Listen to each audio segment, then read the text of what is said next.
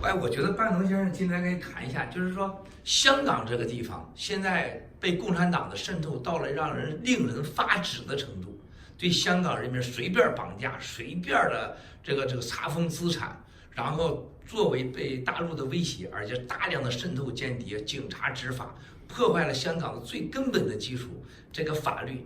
半农先生认为美国接下来会做什么，应该做什么呢？ Mr. Bannon, could you talk a bit on the issues in Hong Kong? Like, as you know, the CCP's penetration to Hong Kong is very serious, and they have been kidnapping people in Hong Kong. They've been sending a lot of spies in Hong Kong. So, what do you think the U.S. government would do on these issues? You know, when I was a young naval officer, the very first city in China that we pulled into or associated with China on the mainland was Hong Kong. I think that was in 1977. And back in those days, unlike Hong Kong today, the port really had, in particular the Kowloon side, you really had where the cargo ships were, and the Navy vessels really pulled down to the old British, right by, on the Kowloon side, but in the Wan Chai. Right near the Wan Chai is where the fleets pulled in. And so I fell totally in love with Hong Kong from the very first time I went there. I've always said that the most unique people I've ever met in the world are the Hong Kong Chinese. They have a sense of entrepreneurship, a sense of really making do with very little, making some of it. The hustle and bustle of Hong Kong at that time was just incredible. I think today in the world, one of the great tragedies we're seeing is Hong Kong. And here's why. One of my heroes has always been Ronald Reagan and Pope John Paul and Margaret Thatcher, because those three people came together really to destroy the Soviet Union. But I think in her career, and I've always said this, I think the biggest single mistake she made was the turnover of Hong Kong. And the reason was, it's not that Hong Kong should at not one time be reunited to China. That's not the issue. But, in making a deal and thinking about further down the road, you could have, the people she made a deal with at the time, Deng Xiaoping and that faction, she trusted, and things went very well for a while. But what happened is that you've had Wan Shishan and what I think is basically a group of almost mob-like guys take over, and they're trying to totally redo the deal. I mean, what's happening in Hong Kong today was not what the deal was. The deal was supposed to be one country, two systems, right? And the system, the rule of law, and particularly Western commercial law, right? And people's freedom.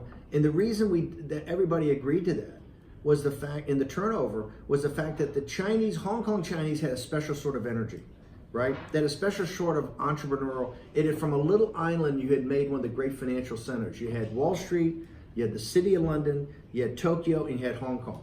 How did a little island like that with no resources do that?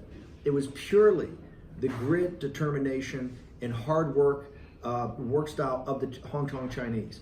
That was what the whole deal was about. You wanted to keep that, first of all, you wanted to keep that to help China, to help mainland China, to be a capital market, to be a thing that Western capital could come through there, and knew that you had the rule of law, you had commercial, you had private property rights, and the people had freedom. I think one of the most inspiring things in the entire world today, two things, are the Gilets jaunes, the yellow vest in France, the working class people, and the young kids that you see in Hong Kong. These young people that take to the streets and say, hey, look, I was raised, my grandparents came here, and we were raised to be free men and women. We have the right to assembly. We have the right to vote. We have the right of a First Amendment. We have the right to say what we want to do.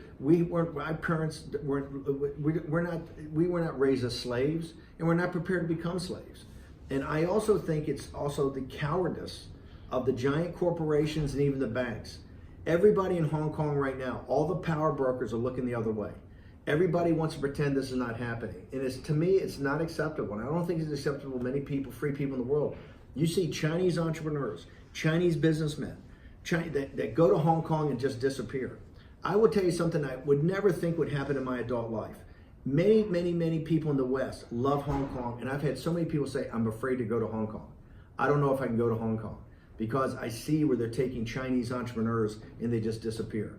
This is only going to hurt not just Hong Kong, it's going to hurt the working men and women in China, because Hong Kong is really a conduit for capital to get in to help build the businesses and industries of China for the Chinese people. And what you're seeing, because the CCP is trying to exert control and trying to break a deal, that now you're seeing real fear being put into people.